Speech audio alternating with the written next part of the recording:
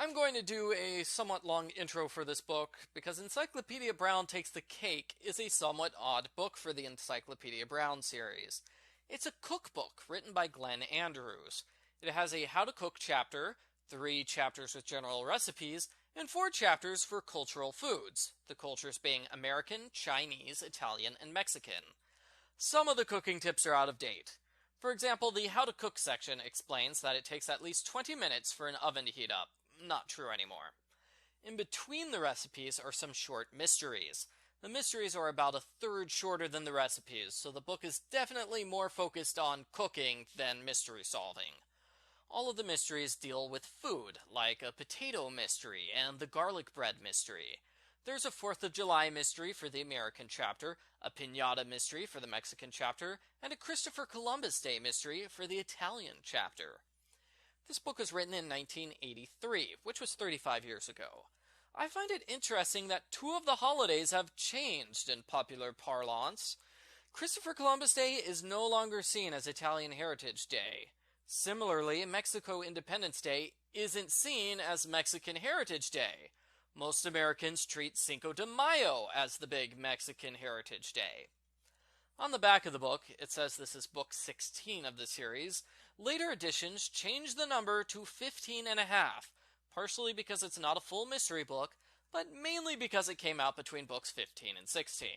Argo Font Book Review, Argo Font Book Review. Case 1. Josh is having a birthday party with cake and garlic bread. That's a weird combination. Bugs, Meanie, and the tiger steal the food and eat it. Sally tries checking their breath to see if they ate garlic recently, but they covered up the smell by eating parsley. Apparently parsley covers up the scent of garlic. I didn't know that. Is there some way we can prove their guilt? Yes. Smell their hands. Bugs' hands still smell like garlic because he is disgusting and never washes them. You're gross, Bugs. Case 2. Wilford Wiggins is trying to sell a painting of the Liberty Bell, complete with its famous crack.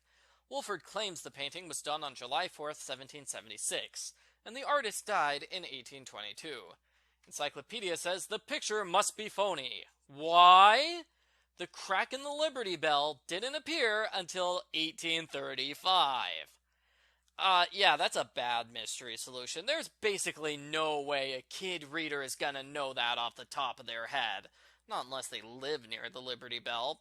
The internet agrees with me with a 2/3 majority. Also, oh my gosh, I can't believe this was an actual mystery solution. I used something like this as a joke example in my first review for the Encyclopedia Brown series.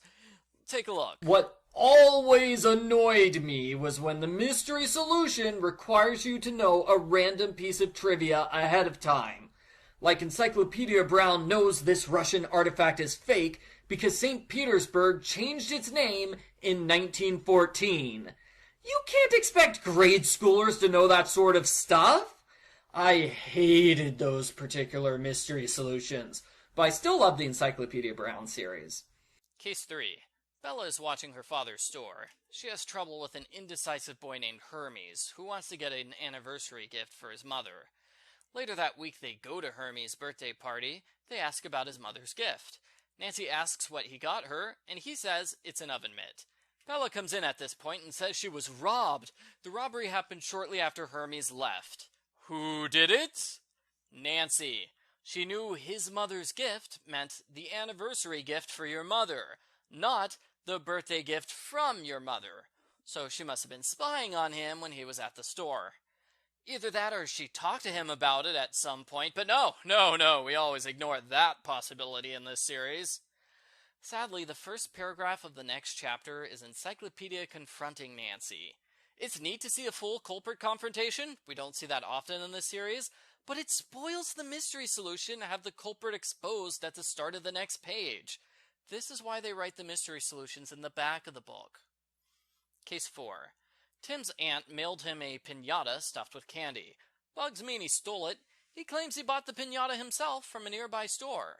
Encyclopedia knows the store sells empty piñatas, but this one is full of candy. How can Encyclopedia use this information to trick Bugs into proving his guilt? It's simple. Weigh the piñata. You should be able to tell if it's full just by holding it.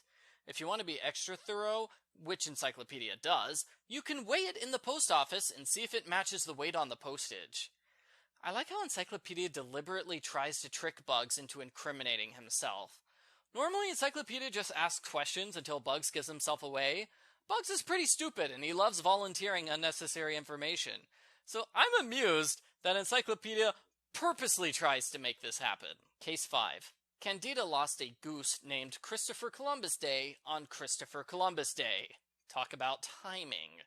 The goose wandered into a park. Encyclopedia asks around. He meets a muscular hiker with a red backpack, a farmer who recognizes chicken feathers, and 2 men that give Encyclopedia some dark chicken breast from a chicken they're roasting. Who is the culprit? The cooking men. Chicken have white breast meat, geese have dark breast meat. Therefore, the dark breast meat they were eating was from a goose, not a chicken. I've never eaten goose, so I can't tell you if this mystery solution is correct or not. The internet says, yeah, it's correct, but you can't expect kids to know it. The weird part is, the men lie to Encyclopedia and say the bird is chicken for absolutely no reason. They have no idea he's looking for the goose, so why did they feel the need to hide the fact they're eating goose? Thanks to these liars, Encyclopedia was tricked into eating the animal he was hired to find. That is a tragic mystery solution. Case 6. Buford loves potatoes. His grandfather invented a new type of potato, and he throws a taste-testing party for all his friends. He also has a potato signed by baseball pitchers. Why would baseball pitchers sign a potato? I don't know. It's only going to last a few weeks before the signatures are illegible. Everyone helps set up the table for the party. Darlene gets silverware, Sean and Farnsworth get water, Flo gets ketchup, Sally gets napkins, and Encyclopedia gets nothing. He stands around and lets everyone else set up. What a jerk. Beaufort surprises everyone when he serves the potatoes as French fries. He's shocked to discover somebody stole the signed potato from his kitchen. Who did it? Flo is the culprit. She brought out ketchup, meaning she knew ahead of time they were having fries. She could only know that if she had snuck into the kitchen. Case 7. Oliver was supposed to deliver an envelope of money to the bank, but he stopped at a Chinese restaurant first. He claims the envelope was stolen from him, while another person says he opened the envelope with a knife and ran away with the money. Who's telling the truth? The solution is that the accuser is lying, because Chinese restaurants don't have knives. At least they usually don't. We're talking about a restaurant in Florida by a junior high school. They have to be used to people asking for American utensils. Still, let's see what the internet says. It says Chinese restaurants have knives. Case 8. This isn't a case, it's a 3-page story.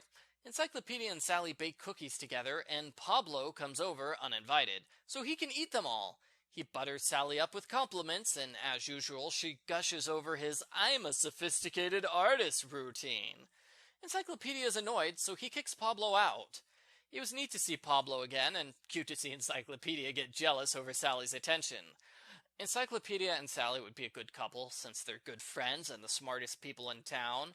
Although I did have a comment on a video that, the commenter said they ship Encyclopedia Brown with Nancy Drew. I call that relationship encycancy.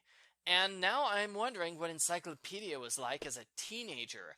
I bet he went on to solve bigger crimes, or he became totally insufferable. I'm off topic. Let's finish the review. This book has only 7 cases, not the usual 10. 4 out of 7 is 57%. Rounding this up, I give Encyclopedia Brown number 15.5. Encyclopedia Brown takes the cake, a 6 out of 10.